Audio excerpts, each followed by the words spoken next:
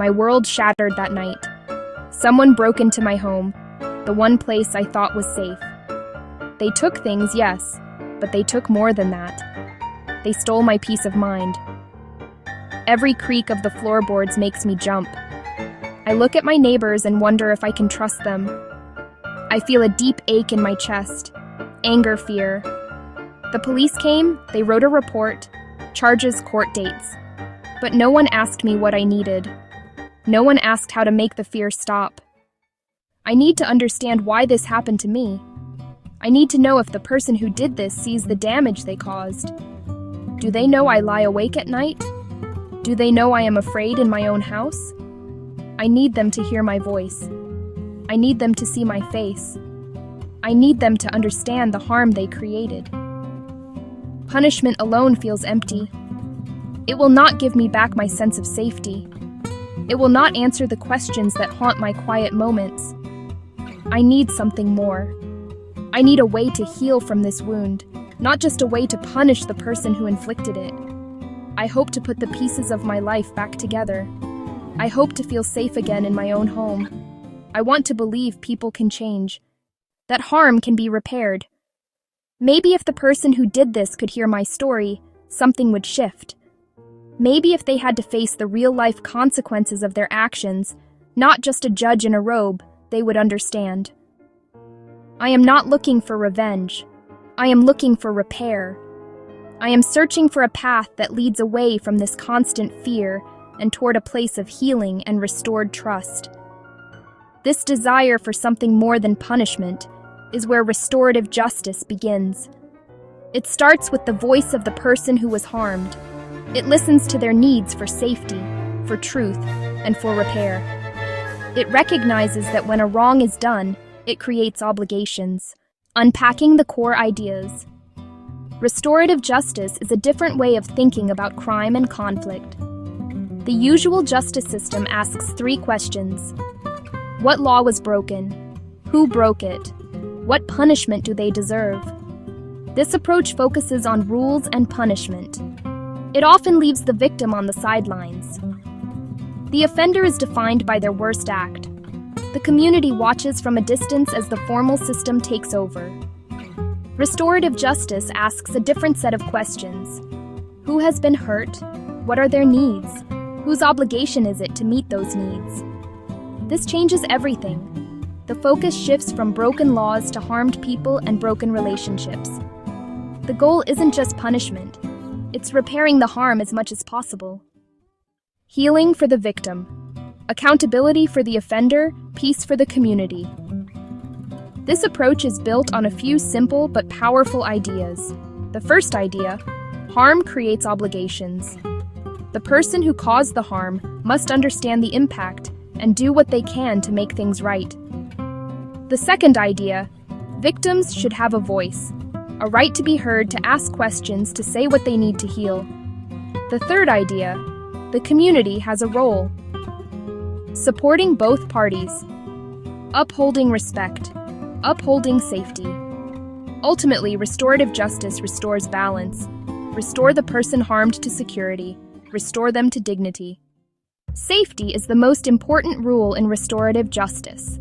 Without a deep and unwavering commitment to safety, the process cannot work. It can even cause more harm. This means the physical, emotional, psychological well-being of every participant, especially the person who was harmed. They must be the top priority at all times. Before any meeting happens, careful preparation must be done. Create a safe container for the difficult conversation. The principle of consent is central to ensuring safety. No one can be forced to participate. The person who was harmed must voluntarily agree to take part. They have the right to say no at any time, for any reason. They also have the right to choose how they participate. They might not want to meet the offender face to face. They could choose to write a letter to be read aloud. They could have a trusted friend or advocate speak for them. Giving the victim control over their participation helps restore agency. A trained facilitator plays a critical role in establishing and maintaining safety. This person is not a judge, but a guide. The facilitator meets with the victim separately. The facilitator meets with the offender separately. They listen to each person's story. They explain the process clearly. They set ground rules for respectful communication. During the meeting, the facilitator ensures rules are followed. No one is shamed, no one is blamed, no one is interrupted. The facilitator's calm and steady presence helps everyone feel secure enough to speak honestly and vulnerably. The restorative meeting, often called a conference or a circle, is the heart of the process. It is a carefully structured conversation designed to allow for truth-telling and problem-solving. It is not an argument or a debate. It is a guided dialogue with a clear purpose, to address the harm and decide together what needs to be done. The structure is simple but powerful. The meeting begins with the person who was harmed. They share what happened and how it affected them. Next, the person who caused the harm responds, acknowledges, and accepts responsibility. Afterward, the group creates a plan: apology, restitution, service, counseling, and writes clear steps everyone agrees on. Accountability in the traditional justice system often means one thing: punishment. It is about serving time, paying a fine, or following probation rules. Often, offenders never face the person they hurt or take personal steps to make things right. This is passive accountability. Restorative justice is active and relational. It asks three things: understand impact, take responsibility, take action to repair. This is more demanding than simply accepting a punishment. It requires courage, empathy, and effort, Making amends is the tangible part of this active accountability. If a teen vandalized a park bench, amends can go beyond paying for it. Working with the Parks Department for a month, writing a respectful apology, completing realistic tasks, related to the harm, respectful to the victim, and achievable for the offender. Active amends can restore self-worth and connection. Studies show restorative processes can lower reoffending by building real understanding of consequences. The power of restorative justice is best seen in small, real-life examples. Imagine a group of students who spray-painted graffiti on the wall of a local grocery store. The store owner was angry and felt disrespected. The police caught the students. Instead of juvenile court, they referred the case to a restorative circle. He shared how he built his business and how the graffiti hurt him and scared customers. The students listened, saw him as a person, and one by one apologized. Together, they made a plan. They cleaned the wall and repainted. They worked inside to understand the business. The harm was repaired and a lesson learned. Consider another story: a stolen bicycle. A young woman's only transportation to work was taken. She was devastated. The thief, a teenager from the neighborhood, was caught. In the conference, she described the impact. She had to spend on bus fare and was late to work twice. She felt violated and insecure. He had never thought about these consequences. He stole to help with family bills, not an excuse, but context. He agreed to work part-time at a community center to earn money to pay her back. The director offered the job on the spot. She got her money back, the teen got a job and a mentor, and the community turned harm into an opportunity for growth and connection. Restorative justice is powerful, but it is not a magic solution for every situation. It requires willing participants. If the victim declines or the offender refuses responsibility, it cannot proceed. Severity matters. In cases like murder or severe sexual assault, RJ is complex, risky for re-traumatization, and must be led by highly skilled facilitators. Successful dialogues exist, but are rare. Many programs start with property crime and minor assaults to build trust. Implementing RJ needs training, education, funding, patience, long-term commitment. Access must be equitable, regardless of race, income, or background. The journey toward a more restorative world begins with small, intentional steps. It starts not in a courtroom, but in neighborhoods, schools, families. The first step is to start talking about these ideas. Ask leaders what they're doing to address conflict in ways that repair harm. Build skills, listen better, ask open questions, learn facilitation. Start small, focus on a clear need, Train committed community members. Partner with courts and police while maintaining community ownership. Grow steadily, be transparent, and keep equity at the center.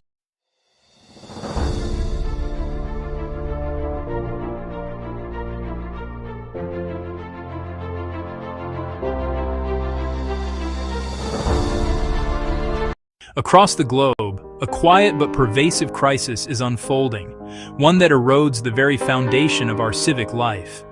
A profound lack of trust between citizens and the governments that serve them. Decisions are often made behind closed doors. Budgets are presented as impenetrable walls of numbers. The processes that shape our communities feel distant and obscure. This creates a fertile ground for suspicion, where citizens begin to assume the worst about how their money is spent and how critical choices are made. This erosion of trust is not merely a matter of public perception. It paralyzes progress, stifles civic engagement, and ultimately weakens the fabric of society. When people feel disconnected from their government, they are less likely to participate, collaborate, or believe in a shared future. This chasm of distrust, however, is not insurmountable. Tools capable of prying open the black boxes of bureaucracy and shining a light on public administration. These are not futuristic, unattainable solutions, but practical digital instruments deployable today to foster openness and accountability. From simple open data portals that make government information accessible to everyone, to complex systems like blockchain, creating immutable, tamper-proof records. The central promise is simple: make government actions visible, verifiable, and understandable to the people they serve. Imagine tracking your tax dollars from the moment they're collected to the exact school, road, or hospital they help fund. This essay will show how digital tools and blockchain can dismantle walls of opacity, use real-world examples to prove their power, and provide a roadmap for leaders and citizens to build honest, responsive, trustworthy governments. The journey to transparency is not just a technical upgrade, it's a fundamental rebalancing of power. By making information universally accessible and processes verifiable, technology empowers citizens to be active participants instead of passive recipients. It turns governance from a monologue into a dynamic dialogue between people and elected officials. This shift restores faith in public institutions and ensures they work for the collective good. The ultimate goal: honesty as an ingrained, verifiable feature of government. The path to a more transparent government does not require a sudden, massive leap into complex, untested technologies. Instead, it begins with simple, intuitive, widely available tools designed to make public information accessible to all. The most fundamental of these is the Open Data Portal. Think of this as a digital public library. City budgets, public employee salaries, crime statistics, business licenses, published in a clean, organized, machine-readable format. Instead of being locked in cabinets or buried in convoluted PDFs, this information is available for anyone to download, analyze, and repurpose, free of charge.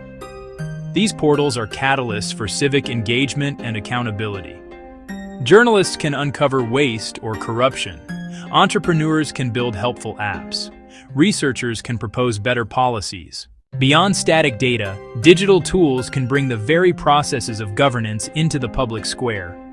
Live streaming city council meetings and public hearings on platforms like YouTube and Facebook removes physical barriers to participation. A working parent, a person with a disability, can now watch proceedings from home, submit questions in a live chat, and hear the debates that shape their community. Similarly, online feedback platforms and participatory budgeting tools allow citizens to propose ideas, report issues, and vote on how a portion of the public budget should be spent, transforming them from passive observers into active collaborators. While open data portals make information available, they do not guarantee accuracy or that data hasn't been tampered with. A government could alter a database to hide facts or change a digital record to favor a party. This is where blockchain offers a revolutionary solution. At its core, a blockchain is a shared, distributed digital ledger, thousands of identical linked notebooks across a network. New entries are broadcast, verified by participants, then added as a block to the chain.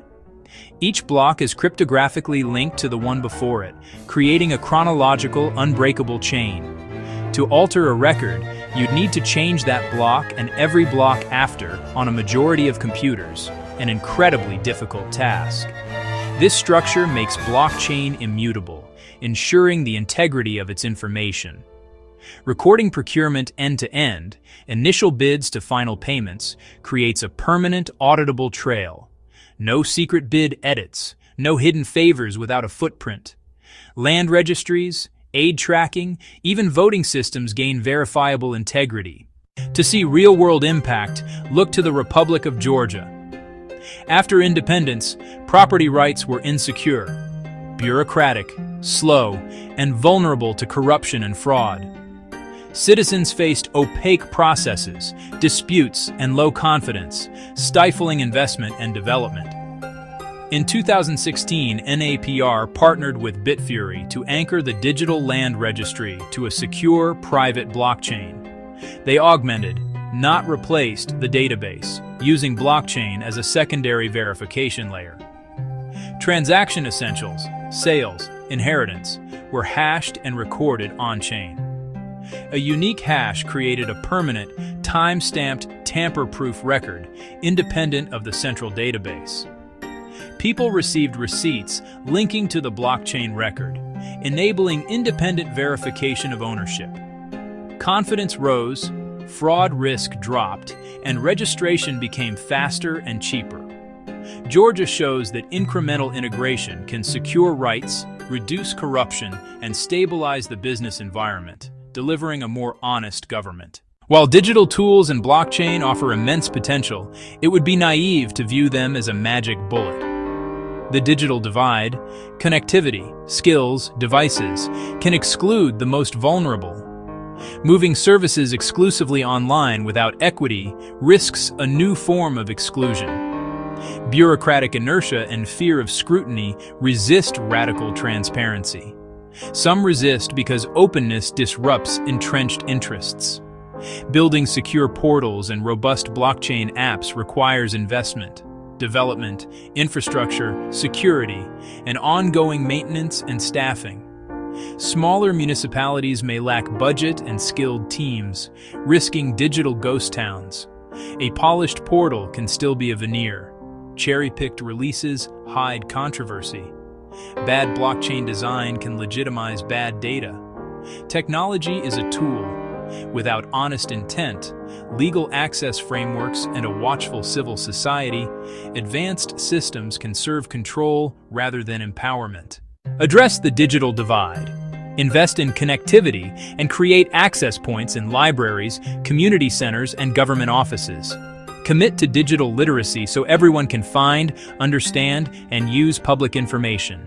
Start small, scale smart, pick visible, high-impact pilots like broken sidewalks where data is straightforward. Demonstrate success, prove value, and win over skeptics. Iterate based on real-world use before a wider rollout.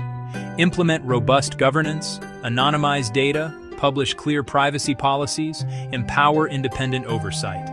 Build privacy by design so verification doesn't expose personal details.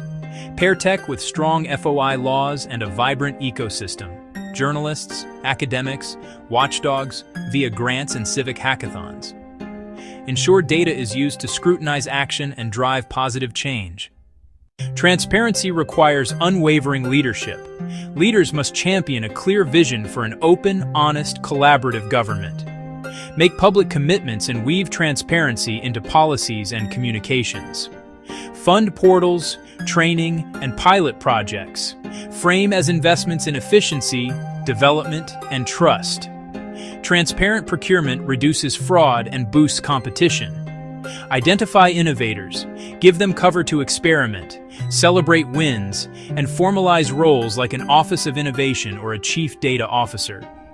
Be accountable, share successes and failures, use data to engage the public in fixing problems. Model a culture where data drives learning, not blame. Leaders must build the political and cultural infrastructure where transparency can flourish. Technology can open the doors of government, but citizens must walk through them. The promise of honesty is a two-way street requiring an engaged citizenry. Pay attention, visit the Open Data Portal, explore the interactive budget, tune into council live streams. Public attention signals that transparency is valued and actions are watched. Use feedback apps to report problems. Submit ideas and vote for neighborhood improvements. Be a watchdog.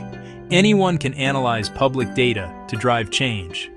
With technical skills, build apps and do deep dive analyses at meetups. Advocate for stronger FOI laws, digital access, and user-friendly tools. Bottom-up pressure creates political will when citizens demand and responsibly use transparency. The distrust separating citizens and governments is not irreversible. With intention, courage, and smart application of technology, it can be repaired. Simple tools make government visible and understandable. Cryptographic security provides unbreakable integrity, verifiable by all. Together, these tools lead to a government that is more efficient and more honest. But the journey faces human challenges. The digital divide, institutional inertia, superficial implementation. Leaders must champion, resource, cultivate openness, pilot, learn, and protect privacy. Citizens must use the tools to scrutinize budgets, report problems, contribute ideas, and hold officials accountable. An open government is only as powerful as the engagement it inspires.